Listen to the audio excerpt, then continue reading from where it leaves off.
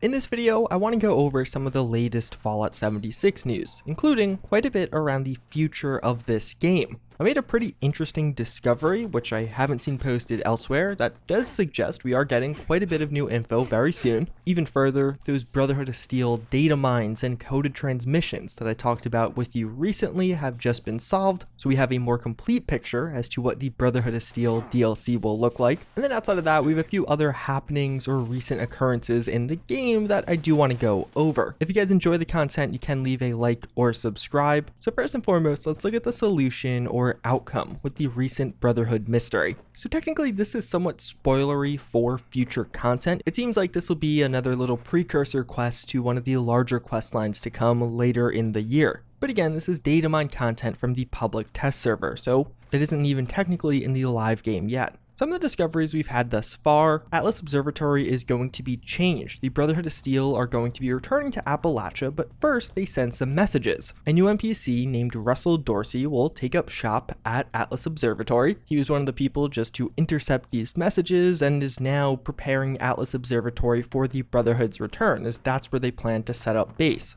There's going to be some kind of event where we could donate junk to this new NPC at Atlas, and even further on the PTS you could find Atlas changed thus far. So that was really the first part of the discoveries, but a secondary one were several messages from Roger Maxson, the leader of the Brotherhood of Steel, reaching out to this force on its way to Appalachia that were originally encrypted. So they sounded like this. Over the past couple of days, using a variety of methods, users were able to decrypt some of these. And nearly all of this work was done by the Data Miners Discord. I'm going to have a link to their Discord down below if you want to join. There's a great wealth of information around patch data mines in general, but in particular figuring out this one. So going in order, so you have the complete look, starting with message 1. 3 begin. First Expeditionary Force, which is that force of Brotherhood soldiers going to Appalachia. This is LH, otherwise known as Lost Hills, the West Coast command for the Brotherhood, with a recorded priority gamma message. Papa Romeo Paladin Romani, which is the leader of this first expeditionary force, missed the last 4 check-ins. No contact since crossing the Rockies. Scribes estimate a unit position in the vicinity of Lincoln. Orders are to re-establish comms with LH ASAP and provide a full report of whereabouts and activity since last communication. Message 2 is much of the same, no response to previous broadcasts from Papa Romeo or other members of unit. LH now assumes unit is incapable of response. Any surviving unit members are ordered to divert from primary mission immediately. Acknowledge uncoded channel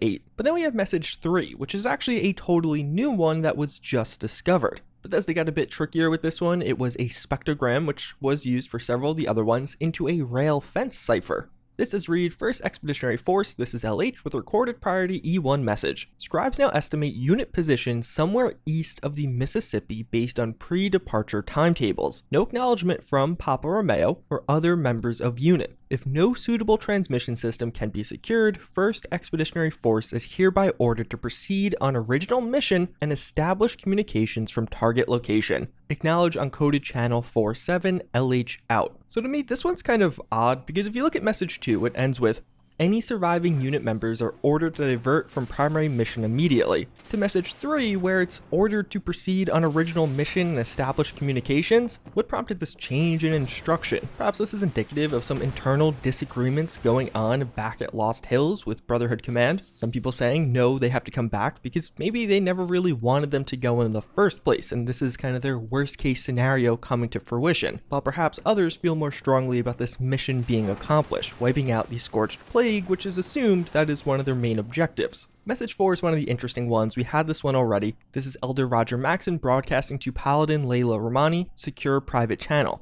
I sent the scribes away. This message is not being recorded in the logs. I'm speaking to you now not as your elder or commanding officer, but as a friend. Layla, I know you and I have had our disagreements, but I still believe you understand the value and purpose of the Brotherhood. You wanted this mission, though I am sure you have suspicions about why you were chosen. I still hope you are simply unable to answer our broadcasts. We may not see eye to eye, but you know the codex and are sworn to it. The alternative, I don't wish to entertain it. For the time being, I've suppressed the suggestion among officers and kept it out of our attempts to reach you. But if you do not report in soon, I may be overruled. So it seems like there he's almost alluding towards using force or cutting them off, I guess almost assuming they're deserters. And then ends with, your mission out there is important no matter what you may think. You are still one of us, still a paladin of the Brotherhood, duty bound, broadcasts on any Brotherhood channel, encryption be damned, just do it. So as I mentioned in my original video, I think this one's particularly interesting and kind of mysterious, because it's described not only how Layla Romani wanted this mission, but also was suspicious as to why or how she was chosen, and even further, that ending line with, your mission out there is important no matter what you may think. So she wanted this mission, but it's odd that she personally was picked for it, and even further, she may be against it? I can't fully understand the dynamic from this one despite what is said here. Although the final message may give us some insight, this is another new one that was only just decrypted. It does say, First Expeditionary Force, this is LH, Elder Maxon recording. Paladin Romani, your unit has now been out of contact with Brotherhood headquarters for over 3 months. Our scribes estimate that your unit should be entering Appalachia and closing in on the Atlas Observatory shortly. It is imperative that your first order of business after securing the facility is to re-establish communications and provide a full report on your activities during the period of radio silence. You now represent the Brotherhood in Appalachia. When you restore contact with us, there will once again be one Brotherhood on both sides of this land, and your deeds will enter the scrolls forever. Adhere to the Codex, conduct yourselves with honor, Maxon out, message repeats. So this is interesting, as it does suggest perhaps the main objective of this Brotherhood force going to Appalachia is focused around the Atlas Observatory itself, not the Scorched threat. Or perhaps they're one and the same, maybe the Atlas Observatory, which, if you're not familiar, in the lore of 76 was basically a government project to try and control the weather, is a weapon they'll perhaps use to fight the Scorched, maybe freeze them out, seems like one of the obvious choices. But even further, overall with this message and the wording of it, particularly your deeds will enter the scrolls forever, does suggest that this Brotherhood unit doesn't actually reach back out to Lost Hills, because of course in subsequent games you never hear about this East Coastern Brotherhood of Steel. Now maybe they just do some retconning, or for some other reason they don't enter these scrolls forever, but it seems like this line is almost Bethesda giving the explanation as to how we somehow have never heard of this force before, despite several other games having a Brotherhood presence on this coast. One of the lines that's interesting is around how perhaps Romani is surprised she was chosen for this mission, as Elder Maxon describes.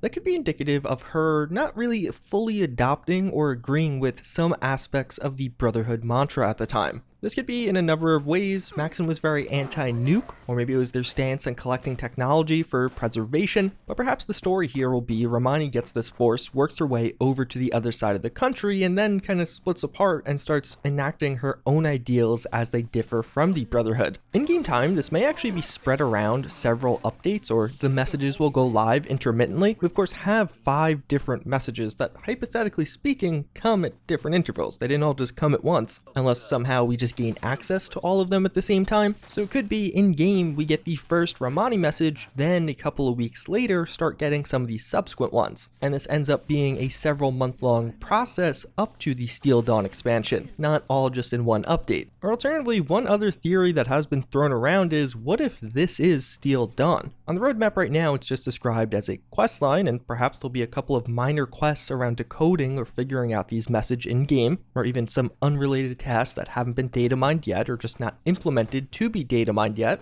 And it really is a questline that is this small. That of course is unideal, but who knows? Either way, this definitely gives us a first look and insight as to where Bethesda will take this Brotherhood questline, and I'd love to hear what you guys think about this in the comments down below. It almost seems certain that there will be discontent or arguments between Lost Hills and the 1st Expeditionary Force under Romani, and perhaps some of those concerns were around even before she left on this journey. Although something else I found and haven't actually seen posted anywhere else yet is seemingly we're getting some new gameplay for Fallout 76's future DLCs. As many of you know, we're in the midst of the season of game announcements, the E3 replacement presentations. Although Bethesda themselves don't seem to be having their own conference, they are confirmed to be a part of Summer Game Fest as well as GameSpot's Play for All. I actually just made a full video going over this if you want to check it out. Although something else to just recently pop up with IGN Summer of Gaming updated schedule, on June 18th, there actually is a listing for Fallout 76 gameplay, specifically named the DLC roadmap.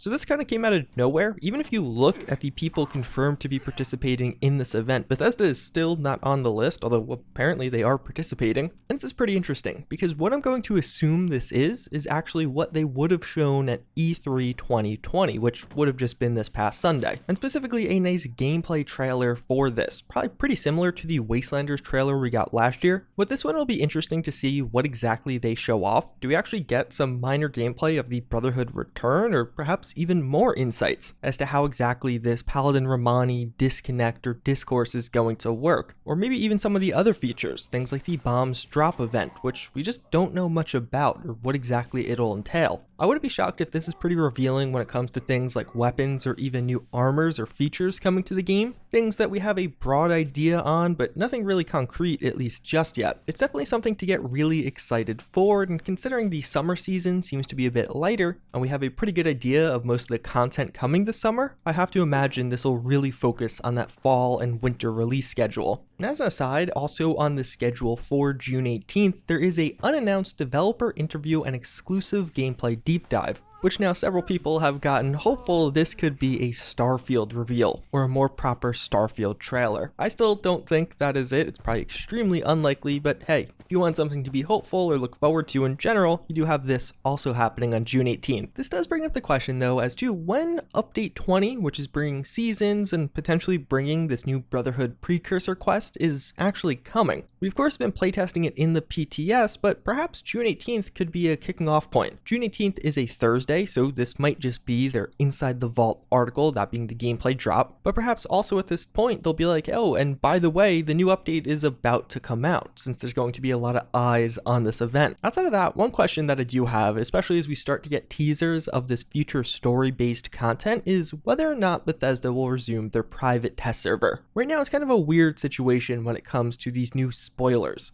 People are data mining stuff from the public test server because now you could actually talk about it, and it is spoilery for users that technically can't even access this content if you're on consoles. You have to imagine this is not a dynamic Bethesda is going to want going forward. When the full-on Brotherhood of Steel DLC questline is added, they don't want people on PC getting early access to it, even if it is under the guise of bug testing. And then if all those spoilers can be posted online, while other users who can't even play the content yet will just find out all the major story beats. You have to imagine Bethesda has considered this, and I'm going to be curious to see how they handle this transition going forward. Do they just not care? I mean, I wouldn't be shocked, honestly. It still is Bethesda. Or alternatively, do we see the closing of the public test server for a bit as private testing under NDAs does resume? Although speaking of the patch, there was actually several other data mines, a few score rewards, as well as some Atomic Shop items that were found in the files. Nothing super influential, just a few things here and there that definitely do look interesting. Although something that hasn't gotten updates, oddly enough, is pets. We saw the pet emotes come up on the Atomic Shop, the pets were mentioned in the AMA that were apparently coming.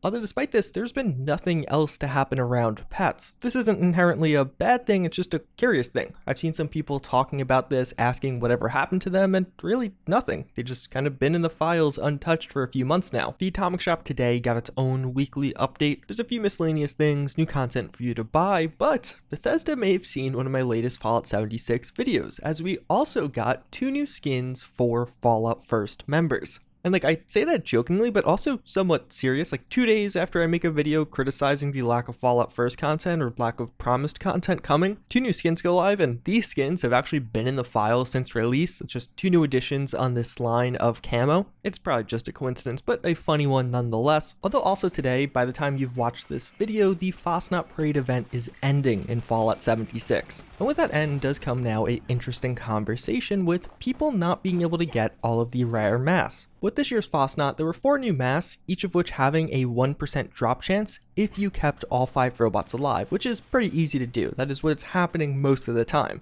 And despite some users grinding out this event literally hundreds of times, many were not able to get a complete set or only got 1 or 2 masks despite a ton of effort. And this is even reflected as far as some of the trading prices for some of these masks, fetching a lot of money, fetching a lot of caps. And the discussion has arisen, are those drop chances too low? How rare is too rare where it's to the point of you just don't really want to grind anymore? That's something I found happening to me. I didn't feel like grinding Fasnacht on the hour every hour because it was so unlikely for me to get a mask that I may not even end up wearing in the first place. After today, it'll seemingly be another full year before you could get these masks again, outside of trading and the inevitable duping that'll probably happen. So what do you guys think about this? Do you feel like those drop chances at just 1% were too low for this, especially considering some users could put in so much effort and still not get everything? Or is that okay, because some items are meant to be rare in the game, and scarcity is of course how that's going to happen. Although one final thing to touch on is actually legendary perks. Originally, as I was making this video, I was going to talk about how there's been some pushback on the legendary perk system, how it exists in the PTS now. Mainly because most of these legendary perks don't feel all that legendary, the grind's too long, the effects aren't good enough. And I think overall the sentiment felt by me and many others is that we were hoping for something a bit more powerful bonuses as well as more unique ones, not just several generic things that don't feel very inspired or creative. Bethesda has been basically silent on these since they came out outside of responding to bug fixes, but just earlier today, one of the community managers did respond to a post criticizing this silence, mentioning how thanks for all the feedback on legendary perks, we will have information for you soon, which definitely is a great response, better than just I'll pass it on to the team. It looks like that part happened already and we may actually be seeing some changes before the system goes live on public servers, which is pretty cool to see. Another effective use of the public test server. But large in part otherwise, that's going to wrap it up for this video. Hopefully you found it informative. As far as the rest of this week, I don't know if we'll have a ton of news or barely anything, but at the very least, next Thursday, we are likely getting something meatier, a lot more details on the future of Fallout 76, and even a look at what those will entail. As always, again, I thank you for watching, I hope you enjoyed this one, and I hope to see you all next time. Later.